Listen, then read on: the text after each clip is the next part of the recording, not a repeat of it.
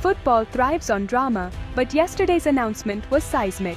FIFA has shifted the 2026 World Cup's primary hosting from the US to Canada. The Great White North now takes center stage for the world's most beloved game. The sports world is reeling, and the countdown to a Canadian World Cup begins now. To grasp the shock, remember the original dream, the united bid. The 2026 World Cup was to be a symbol of unity, US, Canada, and Mexico co-hosting for the first time. It would be the largest World Cup ever, with 48 teams and 104 matches across 16 cities. The US was to host 78 matches, including all knockout rounds from the quarterfinals onward. Cities like Los Angeles, Dallas, and New York were preparing for a soccer spectacle. Canada and Mexico were to host 13 matches each, mostly group stage games. For Canada, it was a historic first. For Mexico, a record third time as host. The plan leveraged US infrastructure while sharing excitement with neighbors. This tri-nation model was key to winning the bid over Morocco in 2018. The world bought into the vision of unity and collaboration. Years of planning painted a picture of harmony. Now, that picture is shattered. The dream of a united North American World Cup has been redrawn. The spirit of unity that won the tournament is in question. What was once a continental celebration is now a Canadian showcase. The world wonders, what happened to the unity that inspired the bid? The answer is still unfolding. The world woke up to a shock. FIFA named Canada as the new lead host for the World Cup. The final is now set for Toronto's BMO Field. Canadians celebrated in the streets, waving flags and singing. In the US, fans were left angry and confused. The world will be watching Canada. In the wake of the announcement, officials scrambled to shape the narrative. FIFA's Infantino insisted the decision was about optimal delivery, not a snub to the US. He praised Canada's unified federal support and operational guarantees. US soccer responded with disappointment, calling the move unilateral and unexpected. Privately, US officials felt betrayed and blindsided. In Canada, the mood was jubilant. The Prime Minister called it a historic day, promising to deliver the greatest World Cup ever. Canada Soccer's president thanked FIFA for their trust. Global analysts pointed to deeper issues, simmering tensions between FIFA and the US government. ESPN analysts called it a power play. FIFA was frustrated by the lack of US federal guarantees and used Canada as leverage. When the US didn't budge, FIFA acted. The official statements tell one story, but the truth is rooted in a breakdown of trust. This is more than logistics. It's about power, politics, and control. The fallout is just beginning. The world is watching how the US and Canada respond. The future of North American soccer hangs in the balance. The narrative is shifting, and the stakes are higher than ever. The next moves will define the legacy of this World Cup. The economic fallout is staggering. US host cities face billions in lost revenue. Tourism, hospitality, and sponsorships all take a hit. Local businesses that banked on a World Cup boom now face a harsh reality. Canada, meanwhile, is set for an unprecedented economic boost.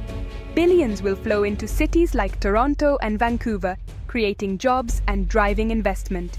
Massive infrastructure upgrades are needed, especially to expand BMO Field for the final. Politically, the decision strains US-Canada relations, despite diplomatic fronts. Some US politicians demand investigations into FIFA's process. In Canada, it's a diplomatic and cultural victory, elevating the nation's global sports status. Socially, the US sees a setback for soccer's growth. Canada anticipates a surge in interest and legacy. The World Cup's shift north will inspire a new generation of Canadian fans. The ripple effects will be felt for years. For fans, this news is personal. In Canada, elation is everywhere. Streets and pubs erupt in celebration. For decades, Canadian soccer lived in America's shadow. Now, it's validation. The World Cup final in our city, it's a dream come true, says a Toronto fan. Across the border, American fans are stunned. Many had already made plans for games that are now gone.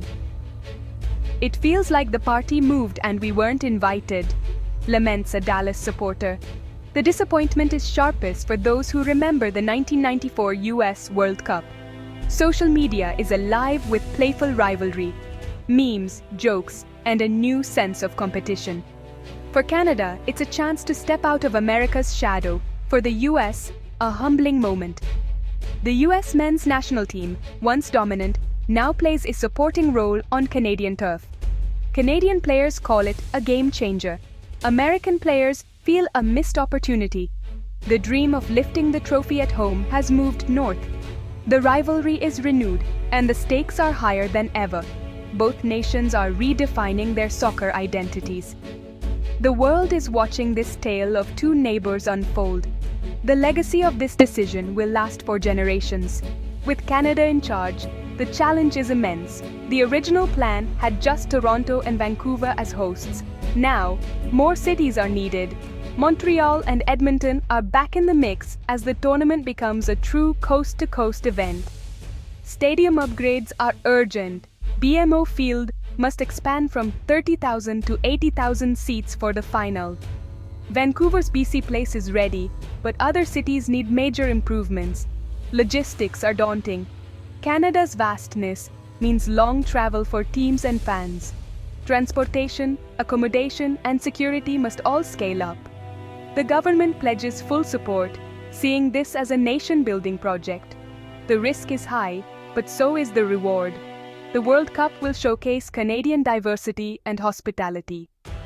Opening ceremonies and fan festivals will highlight the nation's heritage. From Pacific to Atlantic, Canada becomes the new football capital. The world is about to see a distinctly Canadian World Cup. Behind the scenes, it's about power, money, and politics. FIFA's decision followed growing rifts with US organizers over tax exemptions, commercial control, and sponsorships. The US proved a difficult partner for FIFA's business model. Visa issues were critical. The US wouldn't guarantee entry for all, citing security. FIFA couldn't risk players or fans being denied entry. Canada offered streamlined solutions and full federal cooperation. Some see this as a power play by FIFA President Infantino, reinforcing FIFA's authority. The move consolidates his control and sends a message to future bidders: FIFA is in charge. Ultimately, Canada offered a simpler, more profitable partnership. The US was unwilling or unable to meet FIFA's demands. As one expert put it, FIFA owns the World Cup and rents it to the most cooperative bidder. This time, Canada made the better offer. The business of football has redrawn the map. The dust is settling on FIFA's earth-shaking decision. The 2026 World Cup, once a symbol of unity, is now a source of debate. For the US, it's disappointment. For Canada, unexpected triumph. The beautiful game's biggest drama is now off the field.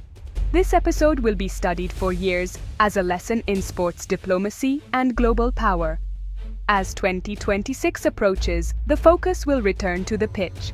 The World Cup still unites the world, transcending politics and borders. Fans will cheer, new stars will rise, and a champion will be crowned. Canada has a historic chance to create a lasting legacy. The US can still showcase its passion in the games it hosts.